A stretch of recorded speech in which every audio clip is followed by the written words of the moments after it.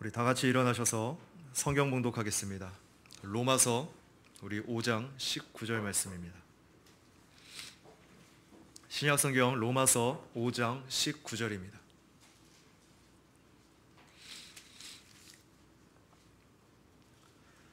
우리 다 같이 한 목소리로 합독하겠습니다. 한 사람의 불순종으로 말미암아 많은 사람이 죄인이 된 것 같이 한 사람의 순종으로 말미암아 많은 사람이 의인이 될 것이다. 아멘. 자리에 앉겠습니다. 우리 지난주에 우리는 그리스도께서는 우리를 구원하시려고 어떻게 구속자의 기능을 다하셨는지에 대해서 우리가 함께 살펴봤습니다. 그래서 우리 오늘 기독교양의 2권 16장의 그 전체 내용 중에서 이제 두 번째 파트가 되겠죠. 그래서 오늘은 특별히 이제 5절부터 7절의 좀 내용을 살펴보려고 하는데요. 우리 지난주에 좀 이어서 그걸 좀 언급을 할 필요가 있을 것 같습니다. 자, 그리스도께서는 바로 구속자로서 죄인인 우리와 거룩하신 하나님 사이에 유일한 중보자 사역을 감당하셨죠. 오늘 이는 불의에 대하여 거룩하신 하나님은 진노와 형벌을 내리셔야 했고요. 또한 하나님의 영원하신 형벌과 진노를 감당해낼 피조물이 이 땅에 아무도 없기에 바로 그리스도께서 인성과 신성의 원리 가운데 율법의 순종과 십자가에서 죽으시고 신성으로서 의를 전가하심으로 바로 화목을 이루게 된 것입니다. 바로 그리스도는 하나님의 영광을 함께하는 분이면서도 바로 인성의 연약함을 체휼하시는 속죄 제물이 될 수 있었다는 것입니다. 그분은 바로 육신을 가지고 있었으므로 희생 제물이 받아야 할 그 징벌을 받을 수 있었고요. 또한 신성을 지니고 있었으므로 대속의 형벌을 이룰 수가 있었습니다. 그래서 그분은 바로 인성을 가지고 있었으므로 하나님을 향한 속죄 제물이 될 수 있었고요. 또한 신성을 가지고 있었으므로 기중하고도 무한한 그 속죄의 효력을 발휘하는 바로 속죄 제물이 될 수가 있었습니다. 오늘 예수님께서 경험하신 그 모든 삶과 전체적인 삶이죠. 그래서 고난과 그 죽음은 죄에 대한 하나님의 진노를 진정시키는 그러한 일들을 감당했습니다. 오늘 이렇게 그리스도께서 우리를 대신하여 율법의 저주를 담당하심으로써 바로 우리의 죄가 사해진 것입니다. 오늘 하나님의 공의 때문에 우리가 받아야 될 형벌을 대신 받으셨습니다. 자, 그런데 놀라운 사실은 이러한 화목, 이러한 화해는 이미 우리가 바로 죄인 되었을 때, 바로 하나님께서 선택한 그때가 언제라는 거예요? 바로 창세 전에 하나님의 사랑이 선행되었음을 우리가 지난주에 말씀을 통해 살펴봤습니다. 자, 그래서 아우스의 말을 인용했잖아요. 그죠? 우리가 그리스도의 죽음에 의해서 화해를 얻었다는 그 사실을 조건적으로 생각하면 안 되고 마치 아들이 우리를 하나님과 화해시킴으로써 하나님께서 전에 미워하신 자를 그때부터 이제부터 이제 사랑하기 시작했다, 그렇게 생각하는 것은 조건적이고 잘못된 것이라고 지난주에 인용을 했습니다. 자, 올바른 건 뭐죠? 우리가 로마서 그 5장 8절의 말씀대로 우리가 아직 죄인 되었을 때, 우리가 원수 되었을 때, 우리가 연약할 때 이미 하나님께서는 창세 전, 영원 전에 하나님의 사랑이 먼저 선행되었다는 거예요. 뭐보다요? 그리스도의 그 구속의 그 은혜보다. 오늘 그래서 하나님의 사랑이 먼저라는 것입니다. 오늘 이러한 사실을 튜레틴 역시도 바로 선택 교리에서 비슷하게 이 부분을 설명합니다. 바로 그리스도가 선택의 토대가 아니라는 거예요. 자, 무슨 말이냐면 선택은 한번 가만 생각해 보세요. 하나님께서 택자들을 선택했다, 하나님께서 그 창세 전에, 영원 전에 선택했다, 그 말의 뜻은 바로 하나님께서 이미 그 마음에 품으심이에요. 품으심. 그죠? 그 말은 뭐죠? 아직 그리스도의 그 속죄, 대속의 그 은혜가 나타나지 않을 때예요. 그죠? 십자가 사건이 이루어지지 않을 때예요. 근데 이미 하나님 아버지의 그 계획하신, 다시 말해서 사랑이 먼저 선행돼서 그 사랑의 동기가 되어 바로 긍휼하신 하나님의 마음 가운데 선택이 시작되었다는 거예요. 자, 그래서 오직 선택은 하나님의 선하고 기뻐하는 뜻으로부터 이루어졌고요. 선택의 토대가 된 그 하나님의 선하고 기뻐하는 뜻은 하나님 외부의 모든 원인을 배제하기 때문에 그리스도는 선택의 원인일 수 없다는 것입니다. 자, 그래서 로마서 9장 15절에서는 내가 긍휼히 여길 자를 긍휼히 여기고라고 하나님께서 말씀하시죠. 또한 마태복음 11장에서는 어떻습니까? 한번 볼까요? 마태복음 11장 25절 26절입니다.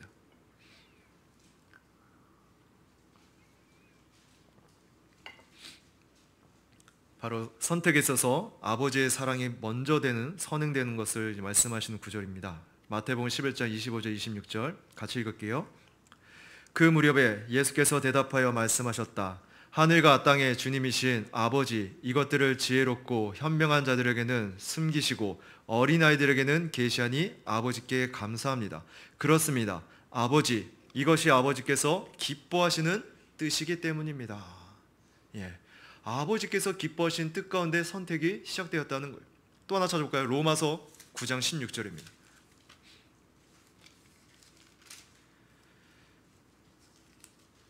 참고로 트레티는 바로 칼빈의 영향을 가장 많이 받았다는 그런 대륙의 개혁주의 신학자로 평가를 받는 인물입니다. 그래서 칼빈의 사고 사상이 그대로 고스란히 트레티의 그 변진신학 강요에 담겨져 있는 것을 알 수 있고요. 지금 제가 인용하는 것들은 그 변진신학 강요에서 트레티는 했던 그 말들을 참고해서 제가 소개하고 있습니다. 자, 로마서 9장 16절입니다. 같이 한번 읽을게요. 그러므로 이것은 원하는 자로 말미암은 것도 아니고 다름질하는 자로 말미암은 것도 아니며 오직 긍휼히 여기시는 하나님으로 말미암은 것이다. 바로 선택의 시작, 선행, 동기가 뭐예요? 하나님의 사랑 가운데 하나님의 기뻐하신 뜻 가운데 긍휼히 여기시는 하나님으로 말미암았다고 말씀합니다. 오늘 이렇게 성경은 모든 것을 오로지 하나님의 선하고 기뻐하신 뜻에 돌리고 있기 때문에 또 다른 원인을 찾을 수 없고 또한 찾아서도 안 된다는 것입니다. 그리고 이 선하고 기뻐하는 뜻이 우리에게 실행됨에 있어서 그 토대는 그리스도라는 주장도 잘못된 표현입니다. 왜냐하면 선택의 작정이 그리스도가 중보자로 작정된 것에 의거하는 까닭에 선행적 원인으로서의 그리스도를 토대로 하고 있다는 것은 바로 하나님의 지극히 선하고 기뻐하는 뜻에 따라 미리 정해진 그 구속의 토대라는 의미에서 바로 선택의 작정이 그리스도를 토대로 하고 있다고 말하는 것과 전혀 다르기 때문입니다. 자, 그래서 우리는 선택의 결과를 원인이라 부를 수가 없는 것이죠. 다시 말해서 그리스도의 그 대소, 그리스도의 죽으신 그 효력은 선택의 원인이 결과예요, 결과. 그래서 그리스도는 자신이 중보자로 택함받고 예정되었다는 점에서 뭐예요? 선택의 결과라는 것입니다. 자, 그래서 우리가 잘 아는 말씀 요한복음 3장 16절에서 세상을 향한 하나님의 사랑이 순서상 어떻게 시작돼요? 성자의 파송보다 선행되고요. 그죠? 그 원인이라고 말하고 있다는 거예요. 그죠? 우리가 잘 아는 외우는 말씀이잖아요. 그죠? 하나님이 세상을 이처럼 사랑하사 하나님이 사랑하니까 어떻게 해요? 독생자를 우리에게 주셨다는 거예요. 독생자를 주신 그거는 원인, 결과죠. 그 동기는 뭐예요? 하나님의 사랑하심이라는 거예요. 더 두드러진 구절이 바로 요한일서 4장 10절 말씀이죠. 사랑은 여기 있으니 우리가 이거 하나님을 사랑한 것이 아니요 하나님이 우리를 사랑하사 우리 죄를 속하기 위하여 화목제물로 그 아들을 보내셨습니다. 하나님이 우리를 먼저 사랑하셔서 어떻게 해요? 우리 죄를 속하기 위해서 화목제물 대신 그 아들 예수 그리스도를 보내셨다는 거예요. 그래서 그 선택의 결과 바로 예수 그리스도죠. 그리고 선택의 동기 바로 성부 하나님의 사랑하심, 긍휼하심에서 시작되었다는 거예요. 순서를 잘 기억하세요. 그래서 예수님의 죽으심은 이미 뭐예요? 오래전부터 하나님의 계획 아래 있었던 것이고요. 하나님의 때가 되어 오셔서 우리를 위한 화목제물이 되어주신 것입니다. 그래서 예수님은 친히 나무에 달려 그 몸으로 우리의 죄를 담당하셨고요. 오늘 이러한 속죄 사역을 통해서 이제 우리 모두는 나음을 얻게 된 것입니다. 자, 그래서 에베소서 1장 한번 볼까요? 에베소서 1장 4절 말씀입니다.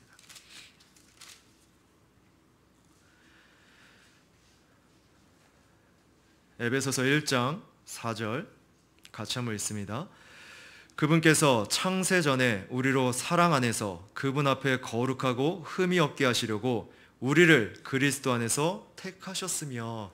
자, 이 구절에서 우리가 좀 주목해야 될 그 단어, 구절이 있는데 바로 뭐예요? 그리스도 안에 있다고 말하지 않고요. 지금 그리스도 안에서 어떻게 해요? 택함을 받았다는 점입니다. 왜냐하면 먼저 성부가 우리를 그리스도에게 주어서 우리가 택한 바 바로 믿음과 사랑으로 말미암아 그리스도 안에 심겨짐이 없이는 아무도 그리스도 안에 있을 수 없기 때문입니다. 자, 그래서 뭐예요? 우리를 그리스도 안에서 택했다는 거예요. 그리스도 안에 있다고 말하는 게 아니라. 그래서 오히려 성경은 우리로 하여금 그리스도 안에 장차 있게 하고 그리스도로 말미암아 구속받게 하기 위해서 하나님이 우리를 택하셨다고 그렇게 증언합니다. 따라서 우리는 그리스도가 선택의 작정의 원인이 아니라 바로 실행될 선택의 주된 수단이고요. 그로 말미암아 우리에게 예정된 구원의 원인이라는 것을 알 수가 있습니다. 자, 그래서 그리스도가 구원의 원인에 대해서 이제 오늘 바로 5절부터 7절에서 칼빈은 그리스도의 순종과 죽으심의 효과에 대해서 설명을 합니다. 자, 근데 시작을 이렇게 해요. 질문을 던져서 시작합니다. 그러면 그리스도께서 어떻게 우리를 하나님과 화해시키셨느냐? 그래서 이 질문에 대한 대답으로 지금 5절을 시작합니다. 한마디로 뭐예요? 그의 복종의 전체 과정을 통해서 이를 이루셨다는 거예요. 끊임없이 한국교회, 한국개혁교회 안에서 지금 논란이 됐던 바로 능동적과 수동적 그 순종, 그죠? 전체 율법의 전체 그 생애의 전체적인 그 순종하심을 통해서 하나님과의 화해가 이루어졌다는 것입니다. 이미 바울은 첫째 아담과 그 둘째 아담의 대조의 원리를 통해서, 그죠? 첫째 아담이 대표성의 원리를 실패하여 그 죄가 어떻게 해요? 온 인류를 미쳤고요. 그 결과 모두가 죄인으로서 하나님과의 관계가 끊어진 바로 죄의 문제를 도저히 스스로 해결할 수 없는 그러한 상태가 됐음을 말하고 있습니다. 자, 그런데 이제 둘째 아담으로 오신 동일한 바로 대표성의 원리 가운데 그리스도께서 어떻게 해요? 순종하심으로 그 의를 전가받은 이는 하나님 앞에 의롭다 여김을 받는 상태가 되었음을 우리에게 보여줍니다. 그게 바로 오늘 우리가 읽은 본문의 말씀이죠. 자, 로마서 5장 19절 다시 한번 읽어볼게요. 제가 읽겠습니다. 한 사람의 불순종으로 말미암아 많은 사람이 죄인이 된 것 같이, 이제 이건 첫째 아담을 가리키죠. 한 사람의 순종으로 말미암아 많은 사람이 의인이 될 것이다. 둘째 아담이 순종하심으로 많은 사람이 의인이 되었다. 그래서 율법에 요구한 것 중에 그리스도께서 이행하셔야 하는 것이 무엇이며, 또한 율법이 명한 형벌 가운데 그분이 받으셔야 하는 것이 무엇이겠습니까? 만일 그리스도께서 율법이 요구한 대로 하나님께 순종치 않고 율법이 요구한 대로 형벌을 받지 않았다면 어떻게, 그죠? 그분이 성도들을 의롭게 하기 위한 율법의 완성 또는 율법의 마침이 될 수 있냐는 것이죠. 만일 그분이 죄로 인한 형벌을 받지 않았다면 그분은 율법을 완성시킬 수가 없었을 것입니다. 자, 그래서 또 다른 구절인 갈라디아서 4장 4절 5절에서는 바로 율법의 저주에서 우리를 자유케 한 그 용서의 근거를 그리스도의 전 생애까지 확대하는 것을 볼 수 있습니다. 제가 읽겠습니다. 그러나 때가 찼을 때 하나님께서 자기 아들을 보내셔서 여자에게서 나게 하시고 율법 아래 나게 하셨으니 이는 율법 아래 있는 자들을 속량하시고 우리로 아들의 신분을 얻게 하시려는 것이다. 참 하나님이시여 참 사람이신, 특별히 참 하나님이신 그분께서는 율법을 친히 제정하신 분입니다. 그렇기 때문에 율법을 제정하신 분께서 율법 아래 있을 이유가 없는 거예요. 근데 왜 그분께서 참 인간의 모습으로 이 땅에 오셔갖고 율법 아래에 놓였냐고요. 바로 우리로 하여금 그 아들의 신분을 얻게 하기 위해서, 우리가 그 율법을 불순종하고 율법을 어겼고 이 땅의 피조물들은, 이 땅의 인간은 그 율법을 완벽하게, 하나님의 그 기준에 완벽하게 것들을 순종할 그 피조물이 단 한 사람도 없었기에, 그래서 참 하나님이신 참 사람이신 성신하셔서 예수 그리스도께서 이 땅에 그 율법을 완벽하게 순종하심으로 그 성신하셨다는 것을, 그 이유를 우리에게 밝히고 있습니다. 그리고 그렇게 능동적으로 자발적으로 그렇게 순종하심으로 그 율법을 다 지키셨고요. 그리고 십자가에서 죽으심과 그 고난을 당하심으로써 그리스도의 그 모든 그 공의를 하나님 앞에 만족시킴으로 그 의를 신성의 원리 가운데 우리에게 전가시킴으로 말미암아 이제 그리스도를 믿는 그 믿음, 바로 그 의를 전가받는 그 믿음으로 말미암아 우리는 하나님 앞에 의롭다 여김을 받게 된, 그래서 칭의라고 얘기하잖아요. 그리스도의 옷 입은 자를 바로 그렇게 해서 실제적으로 우리가 의인이 된 것이 아니라 법정적인 그 성격 안에서 우리를 의롭다 여겨주는 그 은혜 안에 우리가 있게 되었음을 말해주고 있습니다. 자, 그런데 오늘 구원의 길을 좀 더 우리가 정확하게 규명하기 위해서는 특별히 그리스도의 죽으심으로 말미암아 이루어졌음을 말씀합니다. 바로 그리스도께서는 친히 인자가 온 것은 자기 목숨을 많은 사람의 대속물로 주려 함이니라. 그렇게 선언합니다. 바로 죽으심을 얘기해요.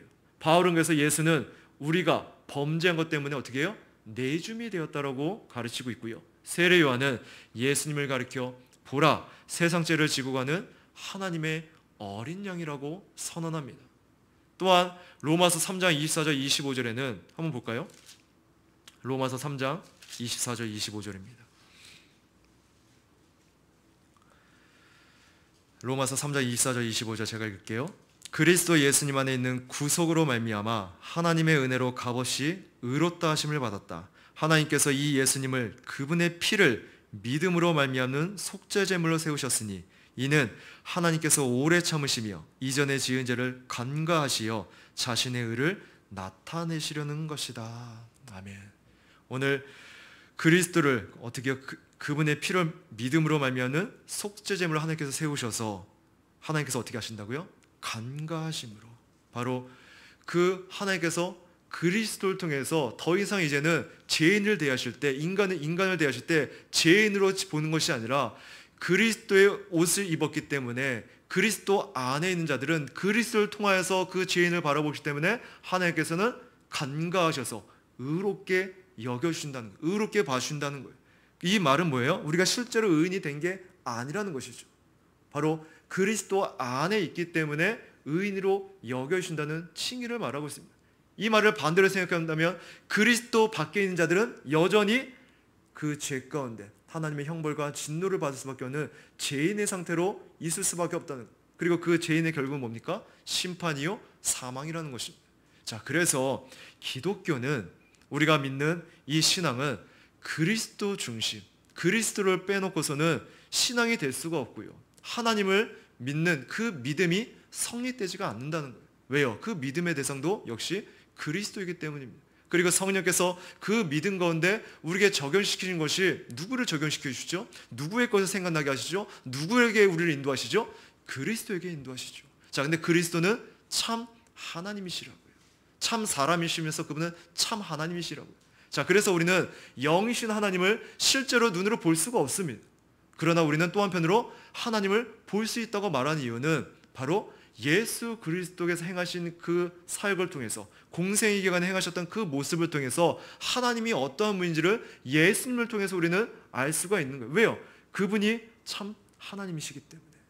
또한 말씀을 통해서, 기록된 말씀을 통해서 우리는 또한 하나님이 어떠한 분이신지 하나님의 마음과 그 속성을 깨달을 수가 있는 거예요. 왜요? 이 말씀 역시도 그리스도에 관한 말씀이잖아요. 그래서 이 말씀의 모든 창세기부터 요한계시록의 66권의 그 모든 초점, 그죠? 가리키는 것을 누구를 가리켜요? 구약의 모든 성경들이 어떤 인물을 얘기할 때도, 다윗이든 아브라함이든 그 인물을 얘기할 때도 1차적으로 그 인물을 얘기하겠지만 근원적으로는 누구를 가리키는 거예요? 바로 모형론적으로 또한 예표적으로 그리스도를 가리킨다고요. 그래서 우리는 구약에서도 그리스도를 말해야 되고요. 또한 그리스도를 설교해야 되고요. 그리스도를 가르쳐야 됩니다. 만약에 설교학 시간 때 신학교에서 구약 안에서 대표적인 예가 아가서죠. 예, 아가서 안에서, 아가서는 이제 신랑과 신부의, 그죠? 솔로몬과 술람미 여인의 그 사랑 노래다 보니까 그 안에 어떤 그리스도라는 단어가 나타나지 않으니까 오히려 그것을 그 안에서 아가서에서 그리스도를 뽑아내고 그리스도로 이야기하면은 잘못된 설교라고 지금 가르치는 신학교의 형태입니다. 예. 그게 아니라는 거예요. 모든 성경은 창세기부터 계시록까지 모든 성경은 다 그리스도 중심이죠. 그 안에 그리스도를 얘기할 수 있습니다. 그래서 우리가 어떤 족보를 통해서도, 지난 주일 그죠, 우리가 11시 예배 그 본문이 그 족보였잖아요. 근데도 그 안에서도 어떻게 해요? 그리스도를 우리는 뽑아내고 그 그리스도를 어떠한지, 구속사 가운데 하나님께서 어떻게 이끌어가신지, 하나님의 그 위대하신 그 역사를 통해서 그리스도를 또한 깨닫게 되는 거예요. 그래서 우리는 항상 어디를 봐도, 성경 어디를 봐도 그 안에서 그리스도를 찾아내고요, 그리스도만 찾아낸 것이 아니라 바로 그리스도의 그 마음과 속성 가운데 그 영광까지도 보려고 부단히 힘쓰는 것이 우리가 올바로 성경을 대하는, 하나님의 말씀을 대하는 자세라는 것입니다. 또한 고린도후서 5장 21절에서는 하나님께서는 죄를 하지도 못하시는 분을 우리를 대신하여 죄로 삼으셨다. 이는 우리가 그분 안에서 하나님의 의가 되게 하시려는 것이다. 예.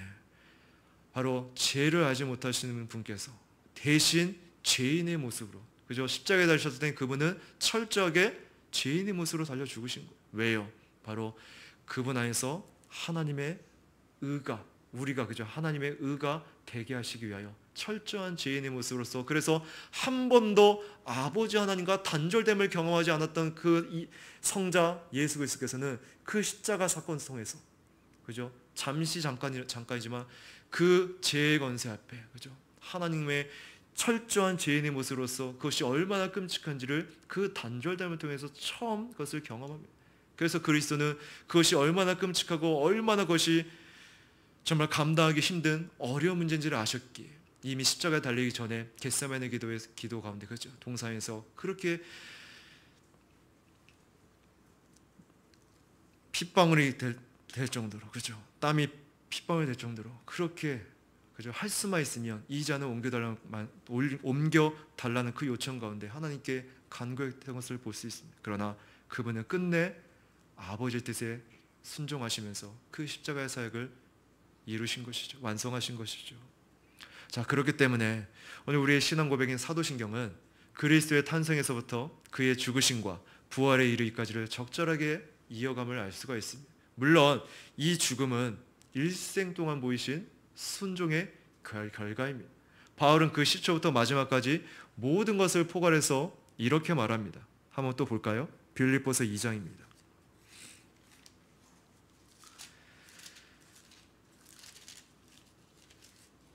빌립보서 2장 7절 8절 말씀입니다.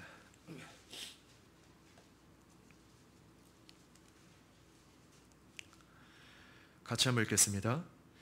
도리어 자신을 비워 종의 형체를 취하여 사람들과 같이 되셨으며 사람의 모양으로 나타나셔서 자신을 낮추시고 죽기까지 순종하셨으니 곧 십자가에서 죽으셨다. 오늘 그리고 심지어 죽음 그 자체에 있어서도 그리스도의 기꺼운 순종이 매우 중요한데요. 왜냐하면 자원에서 드려지지 않는 희생물은 의를 결코 이룰 수가 없기 때문입니다. 오늘 이는 첫째 아담이 자원에서 스스로 죄를 범했기에 그 하나까지도 완벽한 온전한 순종에 대한 함을 우리에게 가르쳐줍니다. 그러므로 주님은 양을 위하여 목숨을 버리노라고 요한복음에서 그렇게 말씀하신 다음에 뭐라고 얘기합니까? 이를 내게서 빼앗는 자가 있는 것이 아니라 내가 어떻게 해요? 스스로 버리노라. 바로 자원에서 스스로, 그죠? 아담이 스스로 죄를 범했기 때문에 하나님의 그 완벽한 공의는 그래서 스스로 자원에서 그 율법에 순종해야 됨을 우리에게 보여줍니다. 그래서 능동적 순종이라는 거예요. 능동적 순종. 이에 이사야 선지자도 이렇게 얘기하죠. 마치 도수장으로 끌려가는 어린 양과 털 깎는 자 앞에서 잠잠한 양같이 되셨다. 그분은 기꺼이 자발적으로 하나님 앞에 순종했던 것을 알 수 있습니다. 자, 물론 그렇다고 해서 갈등 없이 그 일을 이루신 것이 결코 아니죠. 참 인간으로 오신 예수님은 우리의 연약함을 지고 계셨고요. 그래서 그가 아버지께서 보여주신 그 순종이 시험받아야 했다는 것입니다. 여기서 우리는 우리를 향하신 그의 비할 데 없는 사랑을 입증해주는 큰 증거가 나타나고 있는데요. 무서운 공포와 싸우시고요. 그 잔인한 괴로움 중에서도 자기 자신에 대한 생각을 일체 떨쳐버리신 그 이유가 뭐냐는 것이죠. 바로 우리를 위해서 기꺼이 자신을 주셨다는 것입니다. 자, 그러므로 우리가 신앙생활 가운데 굳게 붙들어야 한 가지 중요한 사실이 있는데 바로 곧 그리스도께서 자기 자신의 감정을 무시하고요. 전적으로 아버지 뜻에 자기 자신을 굴복시키고 복종하지 않았다면 하나님께 합당한 희생제물을 드릴 수가 없었을 것이라는 것입니다. 이게 신앙생활 가운데 너무나 중요한데 때로는 우리가 죄 가운데 때로는 사단의 거짓 솟아있는 가운데 두려워 떠는 양심이 있을 수 있습니다. 죄를 대속하는 희생제물과 깨끗이 씻음이 없이는 안식을 찾지 못하므로 우리가 바로 거기로 이끌림을 받으며 우리의 생명의 근원이 바로 그리스도의 죽으심 속에서 제시되는 것입니다. 그래서 이 부분을 우리가 끊임없이 묵상하며 기도 가운데 붙들어야 된다는 거예요. 자, 그리스도께서 바로 유대 총독 빌라도에게서 받으신 정죄는 바로 하늘 심판에서 우리가 받아야 하는 죄의 저주가 어떻게 지금 그리스도께 전가되었는지를 우리에게 생생하게 보여주는 장면입니다. 오늘 총독이란 칭호를 언급한 것은 성경의 그 보도의 신실함을 입증하기 위한, 또한 이사야의 예언이 성취되었음을 우리에게 나타내주는 그러한 단어입니다. 오늘 우리의 정죄를 제거하기 위해서는 그리스도께서는 그냥 아무렇게나 죽음을 당하시면 안 되는 것입니다. 그렇잖아요. 그 당시 죽는 방법이, 처형법이 여러 가지가 있었는데 왜 하필 십자가냐는 거예요. 바로 우리의 구속을 위해서, 그것을 보상하기 위해서는 우리의 정죄를 자기 자신에게로 옮기며, 또한 우리의 죄책을 자기 자신에게 지우심으로써 우리를 자유하게 하는 그런 죽으심이 되어야 했다는 거예요. 그러기 위해서는 죽으심의 형태를 택하셔야만 했다는 것입니다. 바로 그가 재판정에서 범죄자로 서서 증언에 의해서 고난을 당하고 심판을 당하고요, 재판장의 입으로 정죄를 받아 사형을 선고받으셨으므로 우리는 바로 이러한 증거들을 통해서 그가 죄인과 행악자의 역할을 맡으셨다는 것을 아는 것입니다. 그래서 그 재판 과정에서도 두 강도와 함께 십자가에 달리시는 장면뿐만 아니라 그 재판 과정에서도 그 군중들 앞에서 빌라도가 뭐라고 얘기합니까? 너희에게, 그죠? 6월절 그 절기가운데 죄인을 풀어주는 관례가 있었잖아요. 근데 바라바냐 예수냐 선택하라고 했대. 사람들이 누굴 선택하죠? 누구를 요구하죠? 바라바를 요구해요. 바라바는 끔찍한 죄인입니다. 정말로 수많은 사람들을 죽였던, 사형수면서 강도질을 했던 흉악한 죄인이었어요. 근데 바라바가 택함을 받죠. 그 사건은 뭐예요? 그 안에서도 정가의 개념이 깃들어져 있다는 거예요. 바로 예수 그리스도를 통해서 바라바, 죄인이었던, 그 끔찍한 죄인이었던 바라바가 노임을 받게 된 것이죠. 근데요, 그 바라바가 누구죠? 다른 누구가 아니라 바로 저와 여러분이라는 거예요. 그러한 바라바 같은 끔찍한 자, 또한 십자가 그 우편에 한편에 달린 그 강도 역시도 다른 누군가가 아니라 바로 저와 여러분이라는 거예요. 바로 그리스도의 그 정가를 통해서 우리가 구원을 얻게 되는 그 장면을 우리에게 보여줍니다. 자, 그래서 우리는 오늘 선지자들의 말씀으로 예언된 바 있는 두 가지 사실을 좀 주목해야 되는데요, 오늘 이는 우리에게 큰 위로가 되고요, 또한 우리의 믿음을 확증시켜 주는 것이기도 합니다. 먼저는 그리스도께서 재판정에서 사형장으로 끌려가셔서 강도들 사이에 매어 달리셨다는 이 말을 들을 때 우리는 복음서 기자가 인용한 대로 그가 불법자와 함께 인정함을 받았다는 예언이 성취되었음을 아는 것입니다. 바로 그리스도의 죽음은 의인이나 무죄한 자의 죽음이 아니라 죄인을 대신하는 죽음을 죽으시기 위함이라는 거예요. 그는 무죄한 때문이 아니라 죄 때문에 죽임을 당하신 것입니다. 그러나 한편으로 그가 그를 정죄한 바로 빌라도에게 무죄를 인정받았다는 말을 들은 것은 다른 선지자의 말씀을 또한 떠올리게 한다는 거예요. 시편 69편 4절에 내가 빼앗지 아니한 것도 물어주게 되었나이다. 오늘 이렇게 해서 우리는 죄인과 행악자의 모습이 그리스도 안에서 나타난 것을 보게 되지만, 동시에 그의 무죄함에서 그가 자기 자신의 죄가 아닌 다른 사람의 죄를 대신 지고 계시다는 것이 분명히 드러난다는 것입니다. 이는 재판장인 빌라도가 그의 입으로 예수님을 어떻게 해요? 의로운 자라 선언했던 그 대목을 통해서도 알 수가 있습니다. 요한복음 18장 38절에 나는 그에게서 아무 죄도 찾지 못하였노라. 빌라도가 그 입으로 고백했어요. 그러나 그 군중들 때문에, 또한 자신의 그 입지 때문에 그는 할 수 없이 그 예수님을 십자가에 내어주는 그 형을 집행합니다. 오늘 여기에는 바로 우리의 무죄 선언이 있다는 거예요. 곧 형벌받아야 될 마땅할 우리의 죄책이 바로 하나님의 아들의 머리에게로 옮겨졌음을 나타내 보여줍니다. 자, 그래서 이사야 말씀 한번 볼까요? 53장입니다.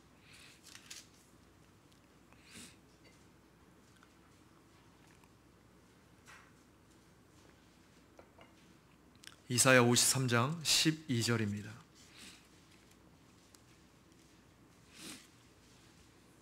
같이 읽습니다.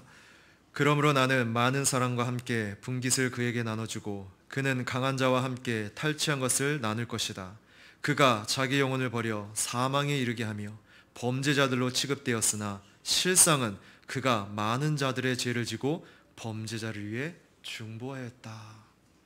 오늘 실상은 뭐예요? 그분은 범죄자를 취급되었으나 그가 많은 자들의 죄를 지고, 다시 말해서 하나님의 택한 그 백성들의 죄를 대신 지시고 범죄자를 위해서 중보하시기 위해 그 십자가의 형을 당하셨음을 우리에게 가르쳐 줍니다. 자, 그러므로 우리는 이러한 대치를 꼭 기억해야 될 것입니다. 그렇지 않으면 우리는 평생토록 두려워 떨며 염려 가운데 있게 될 것입니다. 하나님의 아들이 이미 하나님의 의로운 보응을 친히 당하셨는데도 마치 그 보응이 여전히 우리 위에 있기라도 하는 것처럼 그러한 잘못된 또는 율법주의적인 그 사고 안에서 계속해서 하나님의 은혜를, 하나님 안에서 자유함을 누리지 못하고 그렇게 신앙생활을 할 수가 있다는 거예요. 아니요, 이미 지금 이 53장 12절의 말씀대로 하나님께서, 그리스도께서 바로 범죄자들로 취급되어서, 그리스도는 죄인이 아니었어요. 우리가 또 동일한 성정을 지니셨지만 그는 범죄치 않았다고요. 근데 친히 범죄자로 취급당하면서 그 많은 택한 자들의 죄를 짊어지고 대신 그 십자가를 지고 대속의 그 은혜를 감당하셨다는 거예요. 범죄자를 위해서, 그리고 끊임없이 중보하시기 위해 그 일들을 감당하셨습니다. 자, 그래서 성경은 죄사함을 말할 때 주로 어떻게 표현하죠? 죄사함에 대해서, 죄 용서에 대해서 얘기할 때 우리 시편 한번 볼까요? 시편 32편입니다. 그래서 우리 안에 신앙생활에 율법주의적인 사고를 갖지 않으려면, 다시 말해서 율법주의적 사고는 철저히 자기 중심, 자기 의 가운데 자기가 어떻게 했을 때, 이렇게 신앙생활에 뭔가 내가 했다고 했을 때 나타나는 그러한 상태를 가리키죠. 그래서 뭔가 내가 좀 봉사를 하고 하나님을 올바로 섬긴다고 하면은 뭔가 내가 믿음이 있는 것처럼 생각하고, 뭔가 너 신앙이 좀 괜찮은 것처럼 생각하고, 또 죄 가운데 넘어지고, 또한 내가 죄책감에 빠져 있으면 내가 믿음이 좀 안 좋은 것 같고 하나님과 좀 멀어진 것 같고, 그런 것들이 다 뭐예요? 자기 기준에서, 자기 의 가운데서 생각하는 율법주의 사고라는 거예요. 근데 성경은 그렇지 않다는 거예요. 지금 철저하게 하나님 중심 가운데 하나님의 그 은혜, 하나님의 주권은 전적으로 하나님께서 일하심을 얘기합니다. 그래서 그것을 제사함을 통해서 우리에게 지금 그 예를 가르쳐 주는데, 시편 32편 1절입니다. 같이 한번 읽을게요. 허물을 용서받고 죄가 가려진 사람은 복이 있다. 자, 죄가 가려진 사람. 자, 제사함에 대해서 뭐라고 하죠? 허물을 용서받고 죄가 가려진 사람은 복이 있다라고 말해요. 제사함을 가려줌이라고 표현합니다.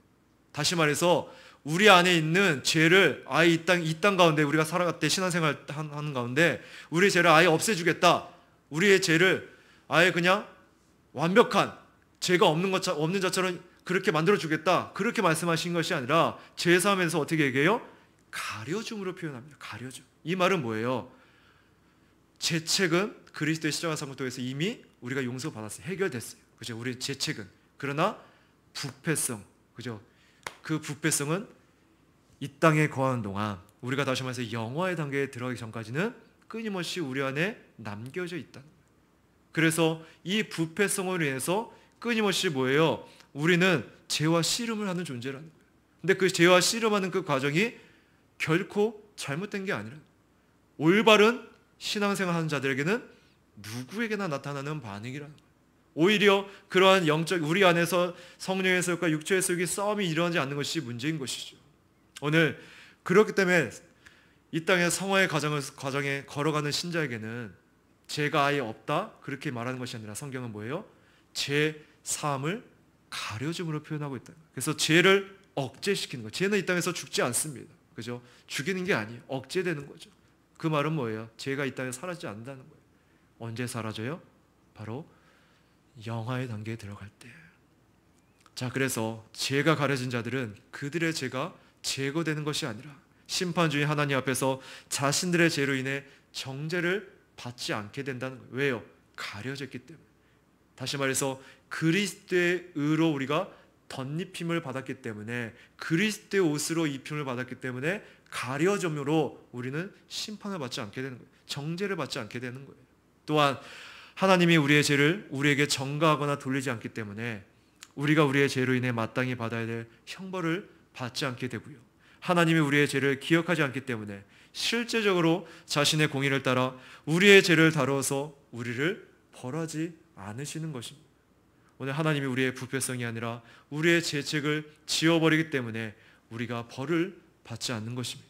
마치 채무자가 어떤 채무자의 채무를 탕감해주고 할 때 회계장부에서 기록을 지워버리거나 채무증서를 없애버리는 것 같이 하나님도 우리의 죄를 사하고자 할 때는 자신의 장부에서 우리의 죄를 기록해놓은 그 부분을 지워버리거나 없애버림으로써 오늘 우리의 죄로 인해 우리에게 생겨난 죄책으로부터 우리를 벗어나게 해준다는 것입니다.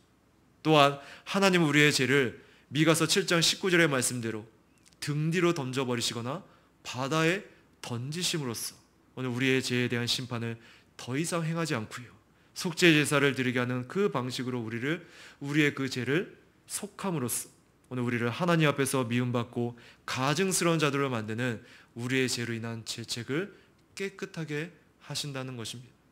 그리고 그리스도의 죽으심의 형식 자체도 아주 놀라운 진리를 우리에게 드러내줍니다. 바로 신명기 21장 23절에 하나님께서 율법을 통해 십자가는 저주를 받은 것이라고 규정한 그 말씀을 성취하는 사건이라는 거예요.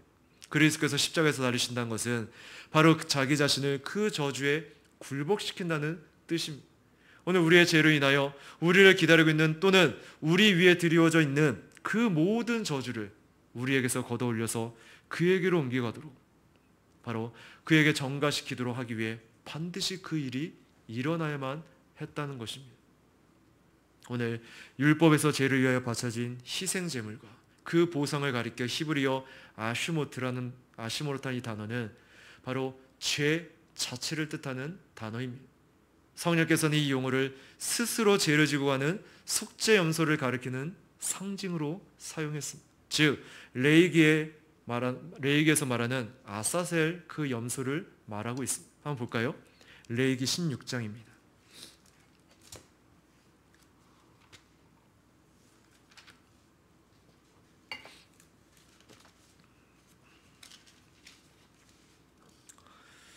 아까도 좀 서두 부분에서 말씀드렸지만 우리가 신앙생활 가운데 이제 때로는 이제 이 부패성에 의해서 우리가 죄 가운데 또 육신이 성향들이 발동되면서 거기에 내가 넘어지고 또 연약한 지체들은 거기에 이제 사로잡히잖아요. 그죠? 그래서 죄책감에 빠진 게 아니라 끊임없이 사단의 속삭임을 들을 때가 있습니다. 자, 그럴 때 특별히 이 레위기 이 16장 7절부터 10절이거든요.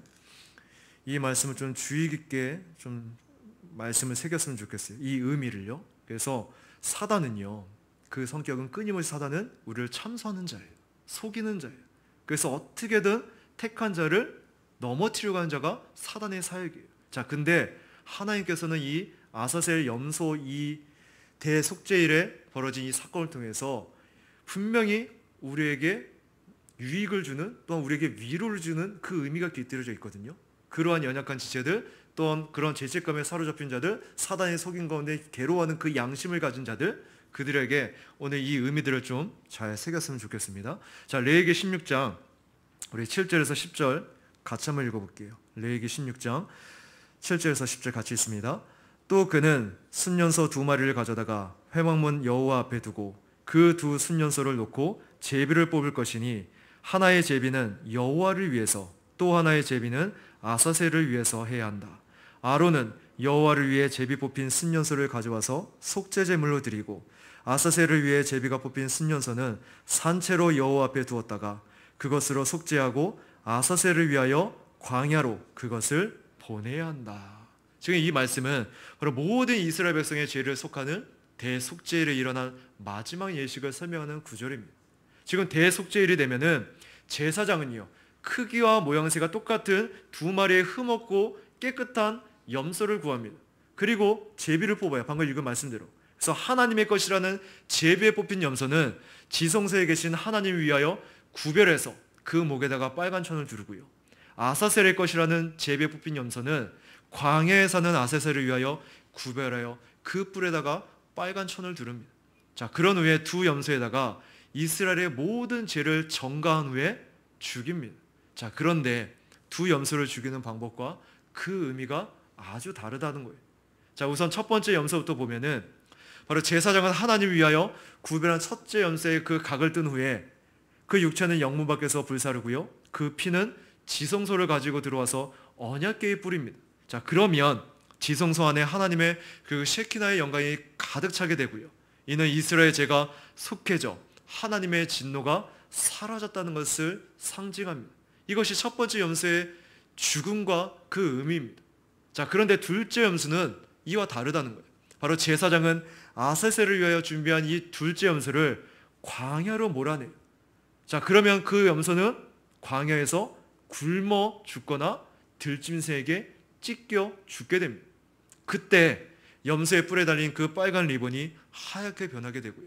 이는 이스라엘 향한 사탄의 참소가 더 이상 합법적이지 못함을 상징한다는 것입니다. 이게 바로 마가복음 1장 12절에서 13절의 그림자, 바로 레위기 이 본문 말씀의 의미입니다. 오늘 예수님께서는 그 공생의 사역을 시작하기 전에 바로 사단에게 광야에서 시험을 받는 그 장면에서 누가는 분명히 밝혀져 성령께서 예수님을 광야로 이끄셨다고. 마치 제사장이 지금 아세살의 염소를 광야로 보낸 것처럼 성령께서는 아세살의 염소 대신 예수님을 광야로 보내셨다는 것을 강하게 인식시키기 위함이라는 것입니다. 자, 그렇다면 당연히 우리가 생각해보자 할 질문이 있죠. 아사셀은 누구고요? 그에게 염소를 보내는 이유가 무엇이고 그를 위한 염소는 무엇을 나타내는가? 자, 아사셀부터 우리가 좀 알아보면 아사셀이란 쫓겨난 귀신, 추방당한 악령이라는 뜻의 타락한 전세의 우두머리인 사탄을 나타냅니다. 이 단어는 모세 이전의 사람들이 타락한 천사들의 우두머리인 사단을 일컫기 위해 사용했고요. 유대인들도 사단을 일컫기 위해 그들의 문헌에서 사용한 단어입니다. 그래서 아세셀이란 신학적 광야에 거주하는 사탄을 나타낸다고 합니다. 자, 그렇다면 그 염소를 사탄에게 보낸 이유가 뭐죠? 바로 사탄에게 염소를 바치기 위해 보내는 건가요? 절대 아니죠.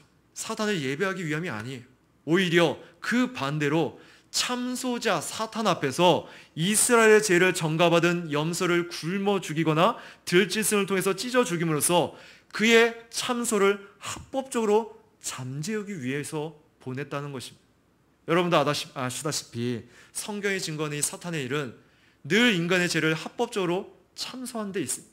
그래서 계시록 12장 10절에 보면은 하나님께서 우리를 밤낮 찬소하는 그 사탄을 보여줍니다. 또한 스가랴 3장 1절에 보면 더러운 죄의 옷을 입고 있는 그 제사장인 여호수아를 사단이 계속 참소하죠. 이게 사단의 일이라는 거예요. 사단은 밤낮 쉬지 않고 이스라엘 백성의 죄를 참소했고요. 백성들은 그로 인한 영적 죄책감과 수치심으로 고통을 받습니다. 자, 그러나 오늘 우리 하나님께서는 그 죄는 물론 죄책감으로부터 우리를 구원하시는 하나님이십니다. 때문에 사탄의 참소로부터 오는 죄책감으로부터 우리를 구원하시기 위해서 아세살 앞에서 굶겨 죽이거나 찢어 죽일 흠없고 깨끗한 염소를 제정하사 그에게 이스라엘의 죄를 전가시키고 광야로 보내서 죽이심으로써 바로 사탄의 전소를 온전히 막으셨음을 우리에게 보여줍니다. 그래서 사탄아 보라, 네가 밤낮에서 참소하던 이스라엘 죄가 어디 있느냐? 네가 쉬지 않고 고발하던 이스라엘의 죄가 어디 있느냐? 이 염소에게 있다. 이 염소가 어떻게 되었느냐?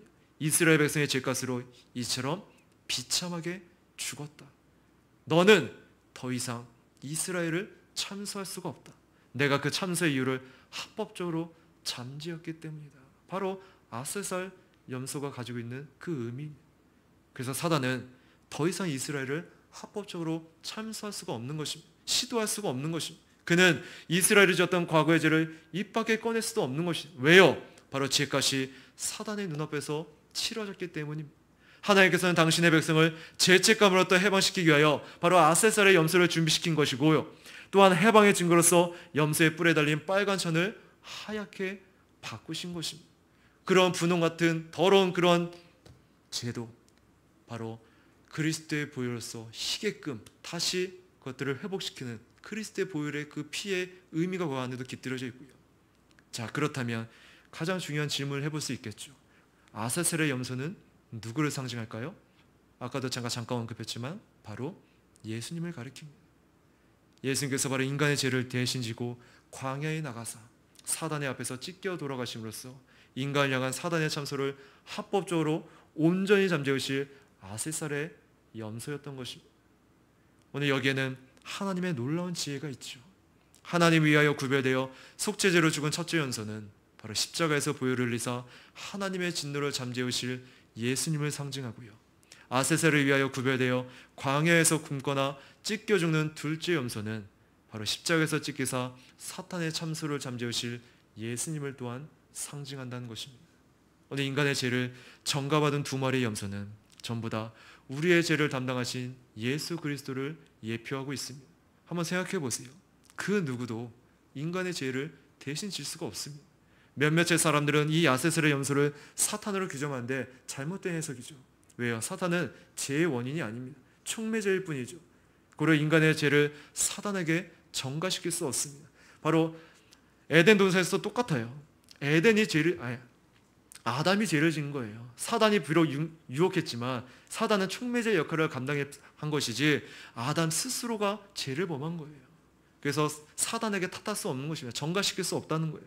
그 책임을 물을 수가 없는 것입니다. 자, 그러므로 대속죄일 날 인간의 죄를 전가받은 속죄 염소 두 마리는 바로 이중적 대속적 의미를 갖고 돌아가실 그 예수님을 상징한다는 것입니다.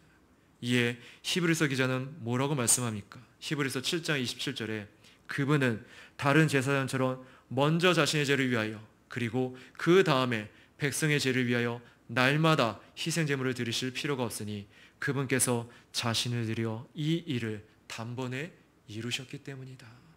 완벽한 희생제물이신 예수님께서 단번에 자기를 드려 이루셨기 때문에, 그래서 또 다른 희생제물은 하나님께서 받지 않으시는 것입니다.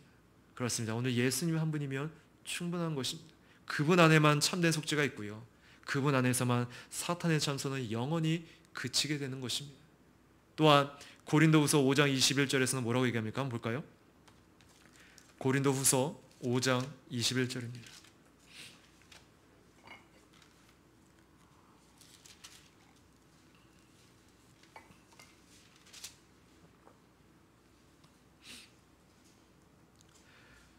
고린도후서 5장 21절 제가 읽겠습니다. 하나님께서는 죄를 하지도 못하시는 분을 우리를 대신하여 죄로 삼으셨다. 이는 우리가 그분 안에서 하나님의 의가 되게 하시려는 것이다. 여러분, 아무런 흠도 전혀 없으신 하나님의 아들께서 오늘 우리의 죄악에 부끄러움과 치욕을 스스로 지셨고요, 그 대신 우리를 그 자신의 순결함으로 옷 입히신 것입니다. 오늘 아버지께서는 죄의 저주가 그리스도의 육신에게로 옮겨질 때 바로 죄의 세력을 깨뜨리신 것입니다. 그러므로 그리스도께서 죽으심으로 대속의 희생제물로 아버지께 드려주심으로써 그의 희생을 통하여 모든 보상이 이루어졌고요, 우리가 하나님의 진노하심을 두려워하지 않게 되었다는 것입니다.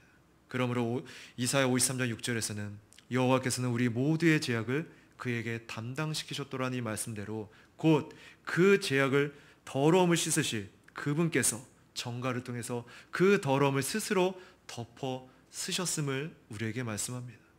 십자가가 바로 이 사실의 상징인 것이죠. 이에 갈라디아서 3장 13절 14절에서는 그리스도께서는 우리를 위하여 저주받은 바 되셔서 율법의 저주에서 우리를 속량하셨으니 나무에 달린 자마다 저주를 받았다라고 기록되었기 때문이다. 이는 아브라함의 복이 그리스도 예수님 안에서 이방인에게 미치게 하시고 또한 믿음을 통하여 우리가 약속된 성령을 받게 하시려는 것이다. 바로 저주의 상징인 십자가를 볼 때 우리는 우리를 짓누렸던 짐이 그리스도께 지어졌다는 것을 깨닫습니다. 또한 그리스도께서는 아세살의 염소처럼 그 저주를 친히 지시고서 그 모든 힘을 깨뜨리시고 부수시고 흩어버리셨다는 것입니다. 그래서 믿음은요, 그리스도의 정죄 속에서 무죄의 사면을 깨달으며 그의 저주 속에서 축복을 깨닫는 것입니다. 그러므로 바울은 그리스도께서 십자가에서 친히 이루신 승리를 아주 위엄 있게 우리에게 선포합니다. 골로새 2장 볼까요? 골로새서 2장입니다. 14절 15절입니다. 골로새서 2장 14절 15절 같이 읽습니다. 하나님께서는 우리를 거슬러 대적하는 빈 문서를 지워버리시고 또 그것을 십자가에 못 박아 없애버리셨다. 그분께서 십자가로 통치자들과 권세들을 무력화시켜 밝히 드러내어 수치를 당하게 하시고 승리하셨다. 또한 히브리서 9장 14절에서는 하물며 영원하신 성령을 통하여 흠없는 자신을 하나님께 드리신 그리스도의 피는 더욱더 우리의 양심을 죽은 행실로부터 깨끗하게 하여 살아계신 하나님을 섬기게 하지 않겠느냐. 이제는 십자가의 성격이 바뀌게 되었다는 것입니다. 이 일들이 우리 마음에 깊이 든든하게 뿌리를 받게 하기 위해서 우리는 그리스도의 희생과 제 씻음을 언제나 마음에 담고 있어야 될 것입니다. 그리스도께서 희생제물이 되지 않으셨다면 그가 우리의 구속자여 성령물이시요 진노를 가라앉히는 제물이라는 것을 확신을 갖고 믿을 수 없을 것이기 때문입니다. 오늘 이렇게 그리스도께서 흘리신 피는 배상이 되었을 뿐만이 아니라 바로 우리의 오염을 씻는 대야처럼 되었다는 것을 칼빈은 우리에게 밝힙니다. 자, 그래서 여러분, 그리스도는 속죄제물에 되어 인간의 저주를 대신 받으셨으며 하나님과 인간 사이의 담을 허물고 배교자인 인간과 진노한 하나님을 연결해 줍니다. 이 속죄제물이야말로 진정한 믿음의 근거이고요, 날마다 묵상하고 우리가 삶 속에 적용해야 될 대상인 것입니다. 뿐만 아니라 인간은 그리스도께서 우리를 변호하신다는 사실에서도 위안을 얻습니다. 자, 그렇다면 그분이 어떻게 우리를 변호하시죠? 바로 그분의 양손에 들린 보혈로 말미암아 우리를 변호하십니다. 자신이 흘린 보혈을 내세워 천국에서 인간을 변호하십니다. 지금도 십자가에서뿐만이 아니라 지금도 하나님의 보좌법에서 그리스도께서는 선지자 제사장 왕직의 사역을 통해서 우리를 위해서 계속해서 변호하고 계십니다. 자신의 보혈에 힘입어 믿음으로 하나님께 말씀하십니다. 그분은 고난당하심으로써 죄의 빚을 갚으셨으며 영광스럽게 됨으로써 천상된 빚에 대해 변론하실 것입니다. 오늘 이 모든 일은 바로 통치자 하나님과 관계되는데 피로 감싼 옷이 없었다면 그리스도는 하나님의 뜻에 부응할 수 없었을 것이고요, 인간의 죄를 씻어주기에 합당한 존재가 될 수도 없었을 것입니다. 자, 그래서 믿음은 그의 보혈에 대한 믿음이라고 불리는 것입니다. 믿음이 칭의의 수단이라면 우리의 믿음은 이런 칭의의 근거에 대해 확인해야 됩니다. 이런 의로움의 근거는 바로 고통으로 신음하며 인간을 위한 대성물로 자신을 하나님께 드린 그리스도, 많은 사람들을 의롭게 하기 위해 자신을 하나님께 드린 그리스도입니다. 여러분, 오늘 이 제물은 인간을 유익하기 위해 필요한 하나님의 모든 속성을 다 갖추고 있습니다. 하나님의 자비에 그 수문이 열리고요, 공의의 불길이 더 이상 번지지 않게 하십니다. 자비의 물줄기가 인간에게 흘러넘칠 수 있도록 하나님의 그 공의의 불길이 그리스도께 집중되었기 때문입니다. 오늘 자비의 강물이 공의의 불길을 끌 수는 없으며 공의의 불길이 자비의 강물을 메마르게 할 수가 없는 것입니다. 자, 그래서 하나님께서는 속죄제물인 그리스도를 통해서 인간의 죄를 용서하심으로 그 자비를 베푸십니다. 타락한 인간을 일으켜 세우기 위해 하나님의 공의와 그 자비가 손을 맞잡습니다. 하나님은 자비로운 동시에 그래서 의로우시고요, 의로운 동시에 자비롭다고 성경은 표현합니다. 오늘 의로우신 하나님은 넓은 수로를 통해서 그 자비의 물줄기가 인간에게 흘러갈 수 있도록 속죄제물인 그리스도를 징벌하셨습니다. 자비는 인간을 위해서 받을 수 있는 최상의 제물로 그 공의를 만족시켰고요, 공의는 더욱더 풍성한 자비를 베푸게 하셨습니다. 이제 공의는 자비를 돕는 자가 되었습니다. 공의가 적대자에게 변론자로 바뀐 것입니다. 만일 하나님께서 성도에게 자비를 베푸지 않는다면 불의하신 분이 될 수밖에 없는 것입니다. 인간의 대제사장인 그리스도께서 하나님께 신실하심으로 하나님도 그리스도와 그를 믿는 자들에게 신실할 수밖에 없다는 것입니다. 바로 하나님이신 그리스도께서 인간을 속죄해달라고 간구하시고 의로운 하나님이신 그리스도께서 직접 변론하십니다. 그러므로 우리는 이 사실에 크나큰 복과 유익을 얻게 되었음을 믿어야 됩니다.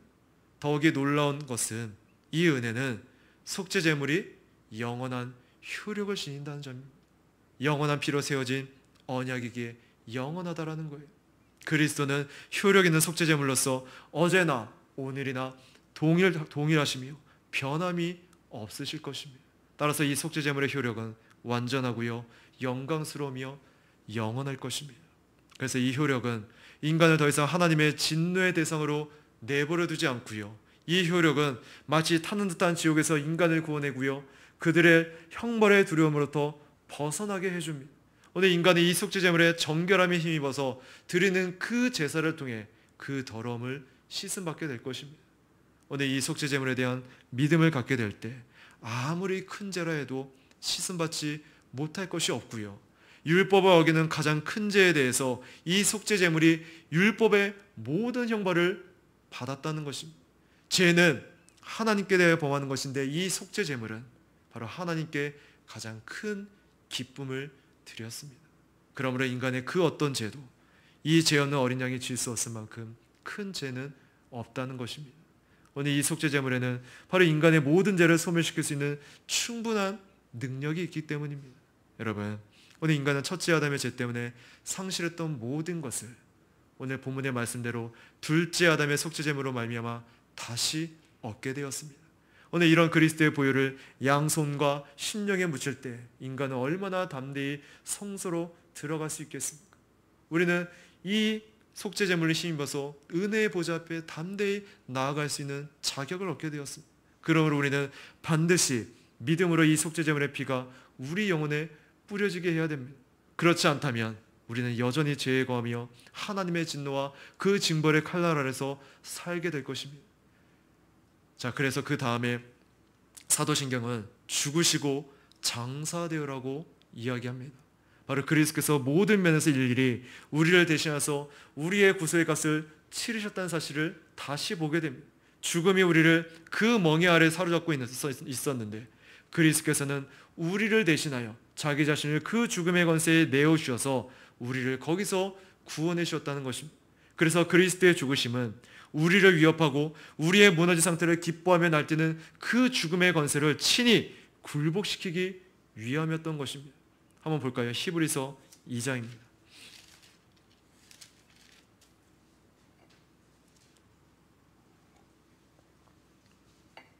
바로 속죄 제물의 그 효력뿐만 아니라 그리스도의 죽으심에 대해서 히브리서 기자는 뭐라고 얘기하냐면 히브리서 2장 14절 15절입니다. 같이 읽습니다. 자녀들은 피와 살을 함께 나눈 사람들이기 때문에 그분 자신도 마찬가지로 피와 살을 가지셨다. 이는 사망을 통해 사망의 권세를 가진 자 곧 마귀를 멸하시려는 것이며 또한 죽음이 두려워서 평생 매어있는 종들을 해방하시려는 것이다. 아멘. 이것이 그의 죽으심이 우리에게 가져다 준 첫 번째 열매인 것입니다. 또한 그리스도의 죽으심이 우리에게 미친 두 번째 효과는 우리가 거기에 참여함으로써 그의 죽으심이 우리의 이 땅의 지체들을 죽여 그것들이 그 기능을 행하지 못하도록 하는 것입니다. 또한 그의 죽으심이 우리 속에 있는 옛사람을 죽여서 그 옛사람을 하여금 번성하여 열매를 맺지 못하도록 만든다는 것입니다. 그래서 그리스도의 장사되심도 동일한 효과를 나타내죠. 그래서 골로새서 3장 3절에는 너희는 이미 죽었고 너희 생명이 그리스도와 함께 하나님 안에 감추어져 있기 때문이다. 그렇게 이야기합니다. 그러므로 그리스도의 죽으심과 장사되심에는 우리가 누릴 두 가지 축복이 제시되어 있습니다. 곧 우리를 얽매였던 그 죽음으로부터 해방되었다는 것과 또한 우리의 육체를 죽이는 일입니다. 그래서 그리스도의 죽으심, 장사되심을 사도신경을 고백을 통해서 뿐만이 아니라 그 교리를, 그 말씀을 접할 때마다 항상 이 두 가지 축복을 우리는 기억해야 됩니다. 바로 우리 안에 얽매였던 그 죽음으로부터 우리는 해방되었다는 거예요. 사단의 권세로부터 이미 우리는 해방되었다는 거예요. 또한 우리의 육체를 계속해서 우리는 죽여야 된다는 것입니다. 바로 그리스도의 보혈의 은혜에 참여한 사람은 반드시 그의 연합함으로써 로마서 6장 5절의 말씀대로 그의 죽으심과 같은 모양으로 죽어야 함을 우리에게 말씀합니다. 오늘 우리를 대신하여 저 천국과 이 세상보다 더 귀중하고도 값비싼 생명을 버리신 그 그리스도를 위해서 우리가 자신이 즐기는 그 죄를 버리지 않는다면 우리는 지극히 불의한 자가 될 것입니다. 그리스도께서 스스로 영광을 버리셨듯이 우리는 죄를 버려야 합니다. 그러므로 매우 작은 그 죄조차도 두려운 마음으로 보셔야 되고요. 결코 가볍게 취급해서는 안 될 것입니다. 바로 중생한 자는요, 다시 말해서 거룩하신 하나님의 속성을 바로 그리스도와 연합된 자라면요, 그렇게 될 수밖에 없어요. 그 성향이 그렇게 갈 수밖에 없다고요. 죄에 대해서 민감해질 수밖에 없다고요. 왜요? 거룩과 죄는 반대되잖아요. 그 성질 자체가 반대되잖아요. 그래서 그 옛사람이 행했던 것처럼 죄를 짝 하며 사랑하면서 즐겨 습관처럼 질 수가 없는 거예요. 그래서 왜요? 우리 안에 그리스도의 형상으로 회복되어졌기 때문에, 그리스도 안에 있기 때문에 내 안에 계신 성령께서 그것들을 거부하게끔 만든다는 거예요. 그러면서 그와 동시에 계속해서 말씀을 중심으로 아름다운 것을 보고자 그리스도 것을 더 담고자 우리의 마음이 그쪽으로 향한다는 것입니다. 오늘 우리는 결코 죄를 가볍게 여기서는 안 될 것입니다. 왜냐하면 지극히 비싼 그 보혈의 대가 외에는 그 어떤 것을 지불하더라도 그 죄를 탕감받을 수 없기 때문입니다. 또한 이 속죄 제물로 말미암아 죄에 대해서 우리는 또한 애통해야 합니다. 인간의 죄 때문에 바로 그리스도의 육신과 영혼이 고난을 받았기 때문입니다. 한번 생각해 보세요. 만일 우리가 아버지의 율법을 어기지 않았다면 그리스도는 결코 아버지의 진노를 맛보지 않았을 것입니다. 오늘 우리는 속죄 제물인 그리스도의 죽음을 생각할 때마다 우리의 죄를 함께 떠올려야 합니다. 우리는 절대 그리스도를 죽은 분으로 생각해서는 안 되지만 그분은 지금도 부활하셔서 살아계시죠. 그죠? 그리스도께서 왜 죽으셨는지를 생각할 때마다 바로 죄에 대해 슬퍼하는 그 마음을 가져야 됩니다. 애통하는 마음이 있어야 된다는 거예요. 물론 우리는 이 땅에서 완벽할 수가 없습니다. 즉 날마다 우리는 죄를 짓기 때문에 이 속죄 제물을 날마다 적용해야 한다는 것입니다. 오늘 우리는 제물을 의지하여 날마다 믿음으로 살면서 그 효력을 떠올려야 합니다. 오늘 우리는 하나님께 이 속죄 제물을 속죄의 근거로 내세울 때마다 하나님께서 이 속죄 제물을 받아들이셨음을 기억해야 할 것입니다. 오늘 성부 하나님께서 이 속죄 제물을 항상 주시하는 것처럼 우리도 이 속죄 제물을 항상 속죄의 근거로 내세워야 합니다. 이것이 바로 믿음의 행위라는 거예요. 오늘 이 속죄 제물을 근거로 하지 않으면 하나님도 우리를 결코 용서하지 않습니다. 그래서 기억하시기 바랍니다. 하나님은 용서를 베푸실 때마다 먼저 기쁜 마음으로 이 속죄 제물을 바라본 다음에 죄를 지우기 위해 당신의 펜을 이 속죄 제물의 피에 담그신다는 거예요. 다시 말해서 그리스도 없이는 우리가 결코 용서받을 수가 없고요. 바로 그리스도 안에 거할 때 이 속죄 제물의 그 유익, 효력을 우리가 맛볼 수가 있게 되는 것입니다. 오늘 하나님은 이 속죄 제물에 보증하지 않는 그 어떤 복도 인간에게 내리지 않습니다. 그러므로 우리는 항상 속죄 제물 대신 그분 안에 거해야 할 것입니다. 그분 안에 어떻게 거하나요? 바로 말씀을 소홀히 해서는 안 되고요. 그 말씀 안에서 끊임없이 은혜의 방편하여서 묵상 가운데 그리스도의 것을 계속해서 내가 추구해야 될 것입니다. 특별히 죄와 관련돼서 어떤 내 죄책감, 아사셀의 그 염소의 의미를 생각하시고요. 이미 그리스도의 죽으심과 장사되어짐을 통해서 사단의 건세에 해방시키신 그 승리하신 그 사건들을 계속해서 묵상하는 것입니다. 자, 그래서 다음에 살펴볼 그 단락이 뭐예요? 장사되어지고 죽으신 그 단락 안에서 칼빈이 뭘 핵심적으로 강조합니까? 바로 음부 강화, 지옥 강화 그 교리까지 이제 다음 주에 이 죽으심과 연결돼서 언급을 합니다. 왜요? 사도신경에서는 우리나라 번역 사도신경에서는 그것이 많은 오해를 줄 수 있기 때문에 생략되었지만 오히려 칼빈은 그 지옥 강화의 교리가 우리의 그 그리스도의 비하 낮아진 사건을 더욱더 풍성하게 우리에게 유익을 주는 그 교리임을 강조해요. 그래서 아마 다음 주에 그 부분 우리가 듣게 될 것 같습니다. 그래서 왜 칼빈이 그리스도의 죽으심과 장사진을 통해서 우리에게 이 교리 가운데 유익을 맛보게 하시는지 다시 한번 생각해 보기를 바랍니다. 이 시간 같이 한번 기도하겠습니다.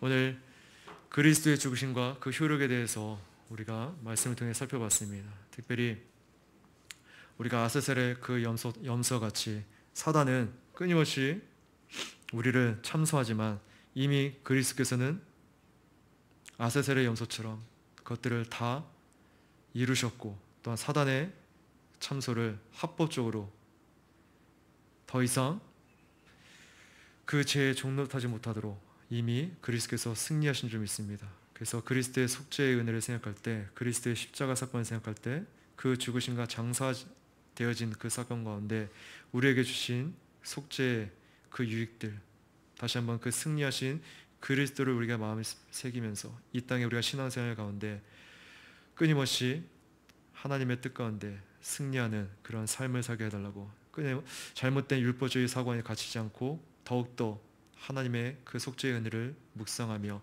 하나님의 뜻 가운데 살게 해달라고 같이 기도하겠습니다.